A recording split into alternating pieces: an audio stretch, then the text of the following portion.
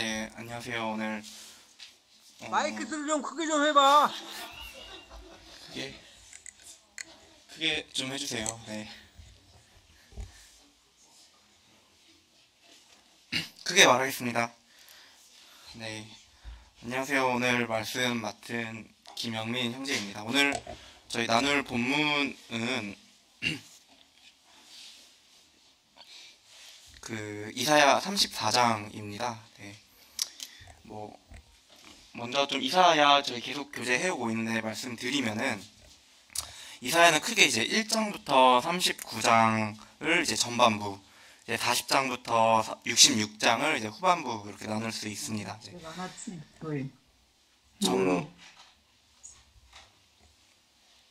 전반부랑 이제 후반부가 이제 문체랑 내용이 이제 크게 달라지기 때문에 뭐 저자가 뭐 여러 명이다, 뭐 쓰여진 시대가 달랐다, 뭐 이런 토론들이 뭐 이루어지는 것으로 제가 알고 있는데 뭐 그것의 뭐 옳고 그름을 좀 이 시간에 얘기하려고 하는 건 아니고요.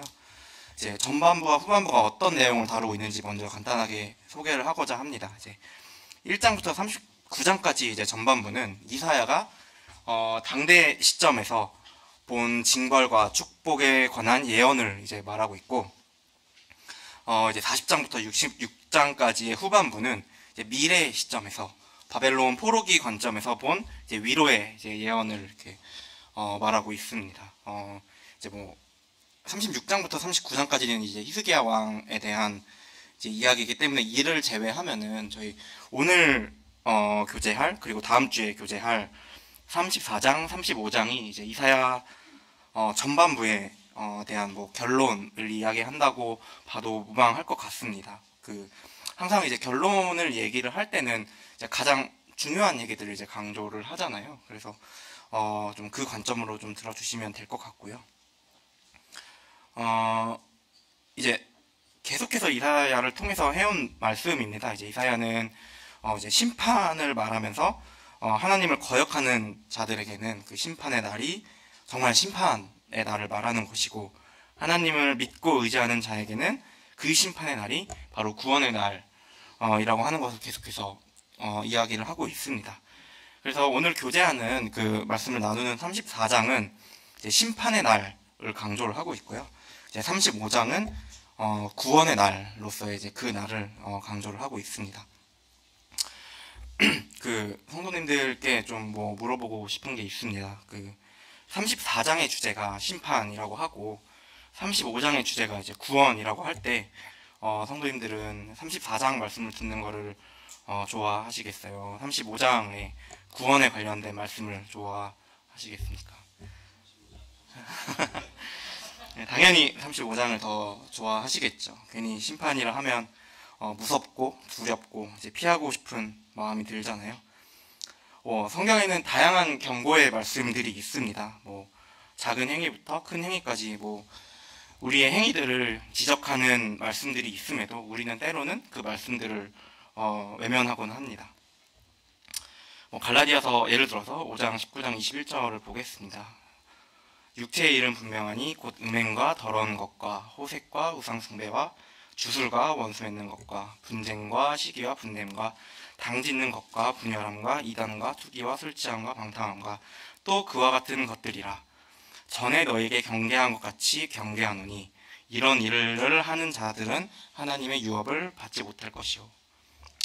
가끔 이렇게 저희가 말씀들을 볼 때, 뭐 통독을 할 때나 뭐 말씀들을 볼 때 우리가 말씀을 보고 우리가 찌를 때가 있잖아요. 이렇게 말씀을 통해 우리가 찌를 때 우리는 뭐 저만 그럴 수도 있는데 이 구절들을 외면하기도 하고, 아니면 이 구절은 뭐 나랑 뭐 상관없을 것 같다라고 뭐 좀 유체 이탈하는 그런 화법을 쓰기도 하고, 아니면 빨리 넘겨서 다음 구절에 있는 좋은 말씀을 이제 찾으면서 뭐 시편에 위로를 주는 달달한 그런 말씀이나 아니면 저에게 위로가 되는 그런 말씀들을 이제 찾기도 합니다. 하지만 이사야는 전반부를 이제 마무리하면서 구원, 35장의 구원을 얘기하기 전에 34장을 통해서 심판을 얘기하고 있습니다. 구원과 심판은 같이 오는 것이라는 것을 말하고 있습니다. 이사야는 이 34장을 통해서 하나님은 이사야의 입을 빌어서 우리가 심판에 대해서 바르게 마주하고 어떤 태도를 취해야 하는지 생각하게 합니다. 그래서 오늘은 그 저희가 어떻게 그걸 받아들여야 되고 마주해야 하는지에 대해서 좀 교제를 하고자 합니다. 1절을 보겠습니다. 34장 1절입니다. 열국이여 너희는 나와 들을지어다. 민족들이여 귀를 기울일지어다. 땅과 땅에 충만한 것 세계와 세계에서 나는 모든 것들이여 들을지어다. 이사야는 이제 34장을 통해서 그러니까 전반부를 마무리하면서 이제 강조를 하고 있습니다. 이사야는 들을지어다, 귀를 기울일지어다, 들을지어다. 3번이나 1절에서 3번이나 이제 들으라고 강조를 하고 있습니다. 이사야는 지금부터 말하는 게 정말 중요하니까 모든 사람들이 다 들어야 된다고 강조를 하고 있습니다. 그래서 이렇게 주목을 끌고 이제 2절을 읽어보겠습니다. 대저 여호와께서 열방을 향하여 진노하시며 그들의 만군을 향하여 분내사 그들을 진멸하시며 살육당하게 하셨은즉 그 살육당한 자는 내던진 바 되어 그 사체의 악취가 솟아오르고 그 피의 산들이 녹을 것이며 하늘의 만상이 사라지고 하늘의 두루마리 같이 말리되 그 만상의 세자남이 포도나무 잎이 마름 같고 무화과 나무 잎이 마름 같으리라. 대저 여호와께서 라고 하면서 여호와가 주체가 되십니다. 하나님이 주체가 돼서 말씀을 하십니다. 하나님이 주체가 돼서 3가지 동사가 나옵니다. 첫 번째가 하나님은 진노하신다고 말하시고, 두 번째는 분내신다고 말하시고, 세 번째는 진멸한다고 하십니다. 진노하시고 분노하신다고 하십니다. 그들의 피가 홍수처럼 흘러 그 피 때문에 산들이 이제 무너져 내릴 것이라고 말씀을 하고 계십니다. 정말 무서운 말씀이고 외면하고 싶은 말씀입니다.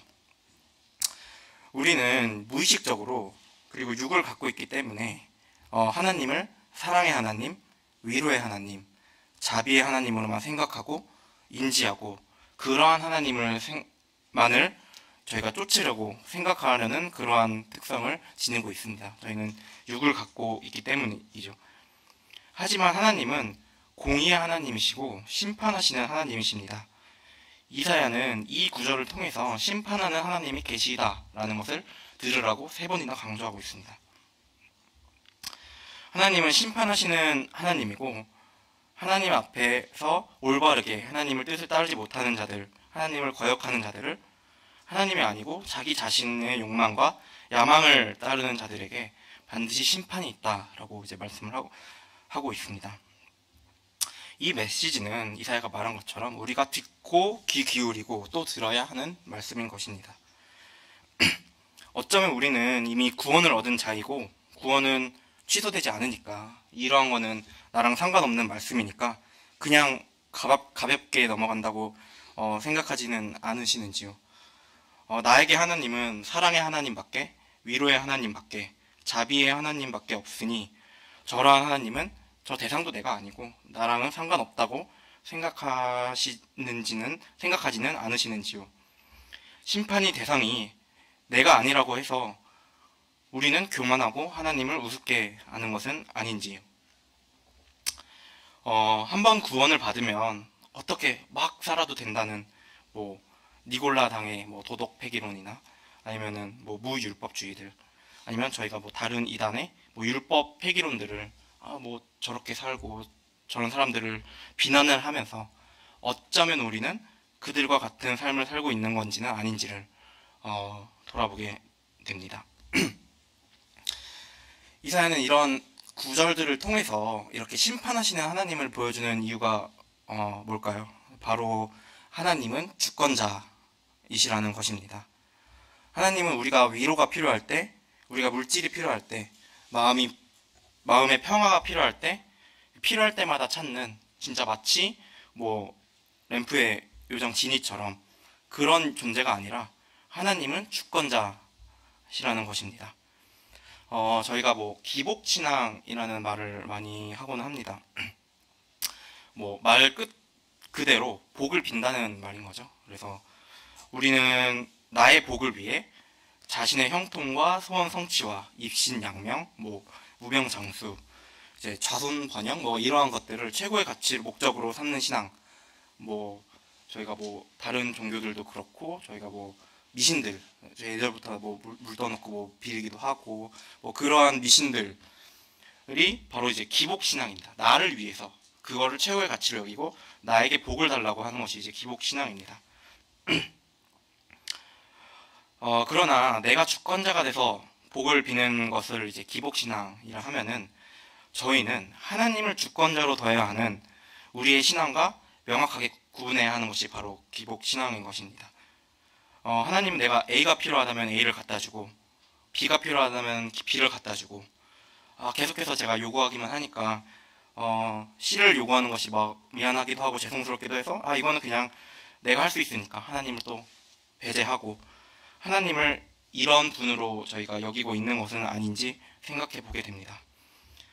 어쩌면 내가 주인이 되고 하나님을 종처럼 생각해 필요할 때만 찾는 존재로 여기는 신앙생활, 기복생활을 하고 하는 신앙생활을 우리가 하고 있는 건 아닌지 생각해 보게 됩니다.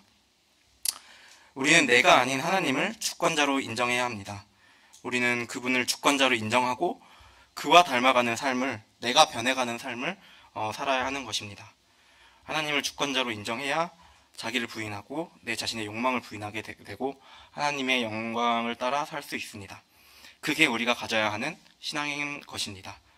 기복신앙과 우리가 가져야 하는 이 신앙은 엄청난 차이가 있고 우리는 구분하고 다르게 살아야 합니다. 그러한 하나님을 정말 주권자로 인정하는 삶을 살기 위해서는 가장 첫 번째로 저희가 해야 될 것은 하나님이 어떠한 분인지 우리는 분명하게 알아야 합니다. 2절을 다시 읽겠습니다.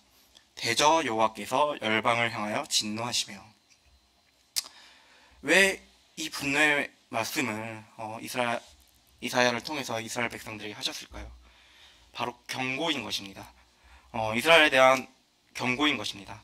만약 이스라엘 백성들이 다른 열방들처럼 하나님 편에 서지 않고 하나님을 따르지 않고 열방들처럼 저 이방 나라들처럼 저렇게 자기 위주로 우상을 섬기는 삶을 살아버리면 그 열방들과 마찬가지로 대가를 치를 것이라. 그리고 충분히 그런 힘과 능력을 가지신 분이라고 이스라엘에게 경고를 하는 것입니다. 그리고 하나님은 지금 이 말씀을 읽고 있는 저 말씀을 통해서도 저희에게도 경고를 하고 있는 것입니다. 3, 4절을 읽겠습니다. 그 살육당한 자는 내던진 바 되며 그 사체의 악취가 솟아오르고 그 피에 산들이 녹을 것이며 하늘의 만상이 사라지고 하늘들이 두루마리같이 말리되 그 만상의 세자남이 포도나무 잎이 마름 같고 무화과나무 잎이 마름 같으리라. 이 하늘의 만상이 사라진다는 표현이 그 세번역에서는 이렇게 표현을 하고 있습니다. 해와 달과 별들이 떨어져서 가루가 되고 라고 이제 표현을 하고 있습니다. 과거로부터 저희가 많은 역사 속에서 볼 수 있듯이 사람들이 가장 믿고 의지하는 것이 낮에는 해, 밤에는 달과 별들이었습니다. 그것을 의지하고 연구하고 뭐 어떻게 세계가 돌아가고 움직일까 날짜를 계산을 하고 뭐 점성술도 발달하고 천문학도 그렇게 발달을 한 거고요. 또한 현대에서도 저희는 뭐 태양열 에너지를 통해서 뭐 저희가 에너지를 생성하기도 하고 저희는 달과 해 뭐 이런 것들에 저희는 많이 의지를 하고 또 높은 가치를 부여하고 있습니다. 과거도 그렇고 현재도 그렇고요.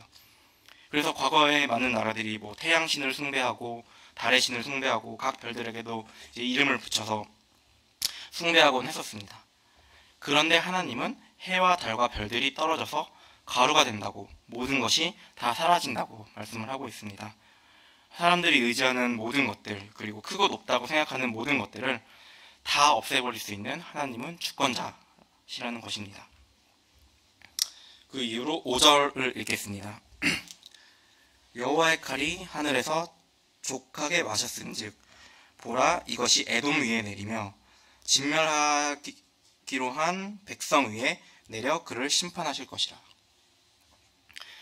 저희가 계속 앞에 뭐 열방의 심판들에 대해서 얘기를 하고 뭐 남유다와 그 북이스라엘에 대해서 예언을 계속 얘기를 해왔는데요. 이사야 앞부분을 통해서 그 많은 나라들을 얘기할 때 잘 나오지 않았던 에돔이 여기서 이제 등장을 합니다. 먼저 에돔에 대해서 간단히 소개를 하도록 하겠습니다. 에돔은 뭐 뭐 제가 뭐 요약을 먼저 말씀을 하자면 에돔의 역사는 끊임없이 이제 이스라엘 백성들을 괴롭혔던 그런 역사를 가지고 있습니다. 일단 에돔이라는 뜻은 붉은이라는 뜻을 가져서 저희가 이삭의 장남 에서, 그러니까 에서가 붉은이라는 별명을 가지고 있었잖아요. 그래서 에서의 후손이 세운 나라가 바로 에돔입니다.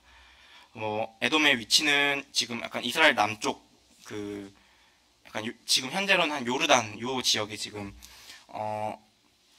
지역이고요. 에서는 너무나 잘 아시다시피 야곱과 다르게 하나님을 복을 쫓았던 게 아니라 자신의 힘대로 살아가려고 했었던 인물입니다. 그래서 그 복과 축복은 다 야곱에게로 갔죠. 그 에돔의 역사를 계속해서 보자면 야곱과 함께 이제 이삭이 죽었을 때 장사를 한 후 가나안 땅을 떠나서 이제 에돔 땅에 정착을 했습니다. 에서가 그리고 저희가 또 이스라엘 역사에서 에돔이 어떻게 나오냐면 저희가 야곱이 기근을 피해서 이제 이집트로 저희가 이주를 하잖아요. 그때 에서의 후손은 애굽으로 이주하지 않고 계속해서 에돔 땅에 있었고요. 그 다음에 저희가 또 어느 구약의 역사에서 나오냐면 이스라엘이 이제 애굽을 탈출을 했을 때 이제 가나안에 들어가기 위해서 이제 광야를 모세와 함께 이렇게 돌잖아요. 그때 에돔 왕에게 에돔 땅을 통과하게 해달라고 요청을 했으나 에돔인들은 거절을 하는 장면이 있었습니다. 그리고 에돔은 그 다윗 왕 때에 그 다윗 왕과 전쟁에서 패해서 이제 남유다에 이제 합쳐졌고요. 그랬다가 계속해서 반란을 일으키면서 이제 유다 힘이 조금 약해지면 반란을 일으켜서 이스라엘 유다 백성들을 괴롭히고 그런 게 계속해서 반복이 됩니다. 그다음에 또 유다가 이제 공격을 당할 때 또 에돔이 침입하여 그 기회를 노려서 계속해서 약탈을 하고요. 이 때문에 하나님으로부터 뭐 멸망 선고를 받기도 합니다. 네, 그러다가 저희가 그 나중에 그 로마 AD 70년 정도에 로마에 함락이 되면서 에돔은 이제 역사 속으로 사라지는 그런 역사를 가지고 있고요. 에돔의 핏줄 측면으로도 한번 살펴보면은 너무나 잘 알듯이 아브라함 아들이 이제 이스마엘과 이삭이 있었고 조카가 롯이 있었죠. 롯의 자녀인 모압과 베남메로부터 나온 민족이 저희가 앞에 열방을 나오면서 얘기가 됐었던 모압 족속과 암몬 족속이고요. 그다음에 이삭의 둘째 아들 야곱으로부터 나온 민족이 이스라엘 민족, 유다 민족이고 이삭의 이제 첫째 아들인 에서로부터 나온 게 에돔 족속입니다.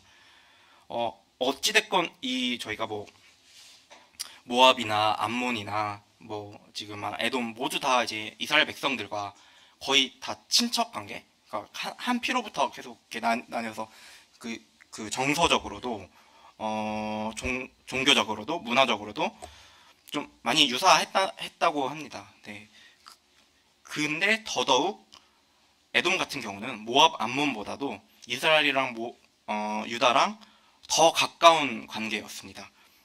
촌수로 따지면은 에돔의 조상인 에서는 이스라엘 조상인 야곱과 형제인 반면에 모압 암몬은 5촌, 6촌이라서 사실은 모압 암몬보다 에돔이 더 이스라엘 민족과 핏줄로는 훨씬 가까운 사이입니다.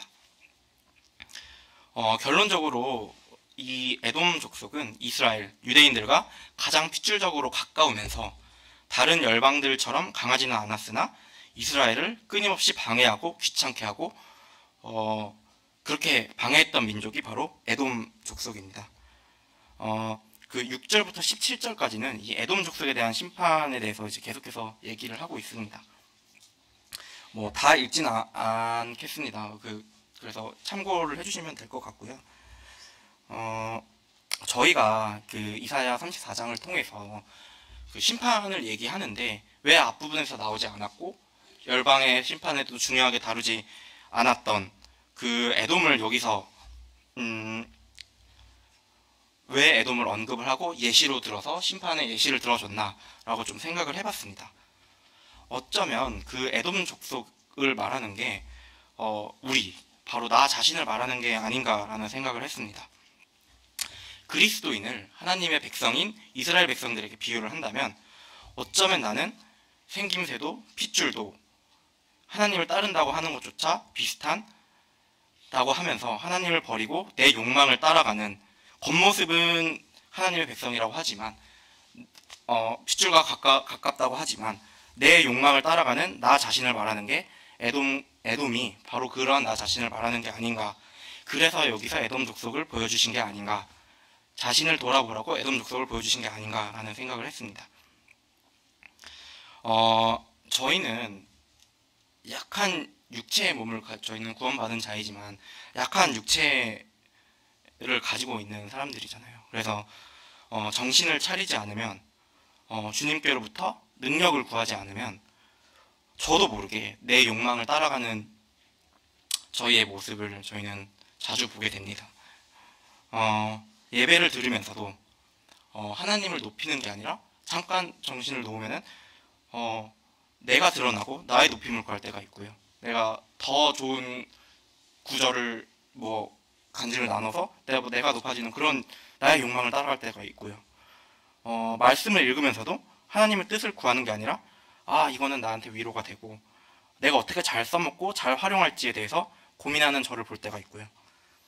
기도하면서도 하나님의 도우심, 하나님을 우선으로 하는 게 아니라 그의 나라와 그의 의를 먼저 구하는 것이 아니라 나의 마음의 평안을 먼저 구하는 저를 볼 때가 있습니다. 그래서 우리는 자칫하면 신앙생활을 하면서 하나님을 배제하고 사는 저의 모습을 볼 때가 있습니다. 에서처럼, 에돔처럼 하나님을 믿는다고 하지만 그분의 뜻을 거스르는 행동을 하고 하나님의 백성들을 지속적으로 괴롭히고 반하는 행동을 하는 우리에게 경고를 하는 말씀을 하는 것이라고 저는 받아들여졌습니다. 이러한 에돔에게 하나님은 말씀하십니다. 5절 첫 번째 구절입니다. 5절 6절에 나오는 표현입니다. 여호와의 칼이 내릴 것이다. 심판하실 것이다. 우리는 단순히 우리가 구원을 받아서 이 말씀은 나랑 상관이 없고 그냥 내 편한 대로 살지 이러한 저를 경고하시는 것입니다.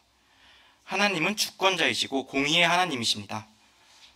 우리의 행동들이 어떤 결과를 낳을지 하나님이 저희가 하는 행동들이, 하는 생각들이 하나님이 어떻게 판단하실지 우리는 알 수 없습니다. 하나님만이 판단하시고 계산하시고 심판하시고 결정하십니다. 하나님의 특성은 사랑과 은혜만 있는 것이 아닙니다. 하나님은 판단자이시고 심판자이시고 주권자이십니다. 우리는 깨어 있어야 하고 바르게 서 있어야 하고 긴장해야 하고 두려워해야 하고 경외해야 하고 자신을 살펴야 합니다. 과연 나는 하나님을 믿는다고 하지만 내가 하나님의 영광을 위해 살고 있는가? 아니면 하나님을 통하여 얻는 나의 유익을 얻기 위해 살고 있는가를 돌아보게 됩니다. 정말 우리가 하나님 앞에 나올 때 하나님을 나의 아버지로, 예수 그리스도를 나의 구세주로 온전히 인정하고 우리는 살고 있는가를 돌아봐야 합니다. 우리가 34장을 통해서 심판하시는 하나님을 바르게 알 때에야 35장에 구원하시는 하나님, 사랑의 하나님을 우리가 보고 받아들이고 기쁨으로 받을 수 있는 것입니다. 그리고 이렇게 34장을 통해서 무서운 심판의 말씀을 하시는 것은 결국엔 하나님께서는 우리에게 유익되게 하려는 하나님의 큰 뜻이 담겨 있는 것입니다. 나는 정말 저렇게 무서운 심판의 대상이 될 사람이었는데 하나님의 칼이, 하나님의 진노가 나에게 임했어야 하는데 주님은 우리에게 사랑을 주셨고 은혜를 베풀어 주셨습니다. 이거는 일어난 사실이고 저희가 받아들이는 사실인데 하나님은 저에게 그런 것을 주셨는데 이때 저희의 태도가 가장 중요한 것입니다. 구원의 문제를 해결했으니 이제 나를 주권자로 삼아서 막 살아야겠다. 이것이 아니라 심판하시는 하나님, 주권자이신 하나님을 더욱 인정하고 더욱 경외하는 태도를 가져야 하는 것입니다.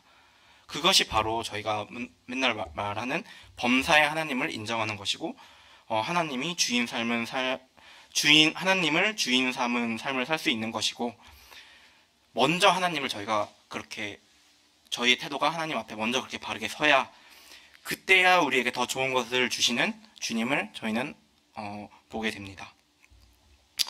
관련해서 제가 이 말씀을 요약하면서 더더욱 저는 말씀을 준비를 하면서 더더욱 찔렸어요. 과연 그럼 나는 하나님을 그만큼 두려워하고 떨며 살고 있는가? 내가 이런 말씀을 이렇게 앞에 나와서 해도 되는가? 나는 정말 매일매일에 하나님을 나를 더 의지하는가? 하나님을 더 의지하는가? 그 아침에 잠깐 그 말씀의 때가 아니라 매 순간마다 저는 판단을 할 때 하나님을 구하고 경외하고 그걸 먼저 생각을 하는지, 아니면 내가 먼저 행동을 하고 나중에 보완책으로 하나님을 그렇게 끌어오게 되는지, 그렇게 좀 돌아보게 됐습니다. 그치만 제가 제가 이 말씀을 전할 때 그런 부담이 있었는데요. 제가 가장 좋아하는 말씀이 그리고 그렇게 살지는 못하지만 제 말씀 모토로 사는 것이 바로 여호와를 경외하는 것이 지혜의 근본이다. 그러니까 하나님에 대한 저의 태도, 두려움과 그런 경외하는 태도가 있을 때에야 그렇게 지혜를 주시는 것입니다. 저희가 먼저 하나님에 대한 태도가 그렇게 두려움과 떨림으로 그렇게 나아갔을 때야 주님은 좋은 것을 더해 주시는 것입니다. 그런 말씀들이 시편에 계속해서 많습니다. 우리가 하나님을 경외할 때 유익을 더해 주시는 하나님, 그러한 시편 관련된 말씀들을 제가 몇 가지 읽고 마무리를 하겠습니다. 먼저 시편 33편 18절입니다. 여호와는 그를 경외하는 자, 곧 그의 인자심을 바라는 자를 살피사. 저희가 먼저 경외를 할 때 저희를 살피시는 그런 하나님이십니다. 34편 9절입니다. 너희 성도들아 여호와를 경외하라. 그를 경외하는 자에게는 부족함이 없도다. 시편 61편 5절입니다. 주 하나님이여 주께서 나의 서원을 들으시고 주의 이름을 경외하는 자가 얻을 기업을 내게 주셨나이다. 시편 103편 13절입니다. 아버지가 자식을 긍휼히 여긴같이 여호와께서는 자기를 경외하는 자를 긍휼히 여기시나니. 시편 111편 10절입니다. 여호와를 경외함이 지혜의 근본이니라. 시편 115편 13절입니다. 높은 사람이나 낮은 사람을 막론하고 여호와를 경외하는 자들에게는 복을 주시리로다. 시편 128편 4절입니다. 여호와를 경외하는 자는 이같이 복을 얻으리로다. 저희는 이 말씀을 통해서 과연 저희가 인정하는 하나님은 과연 사랑의 하나님만인 건지, 위로의 하나님만인 건지, 아니면 심판하시고 주권자이신 그러한 모든 하나님의 특성을 저희가 인정하는 것인지, 그리고 우리는 그러한 하나님을 인정하고 그분을 주권자로 삼고 그분을 경외하는 삶을 살고 있는지, 이 시간을 통해서 한번 돌아보는 기회가 됐으면 좋겠습니다. 네, 이상으로 말씀을 마치겠습니다.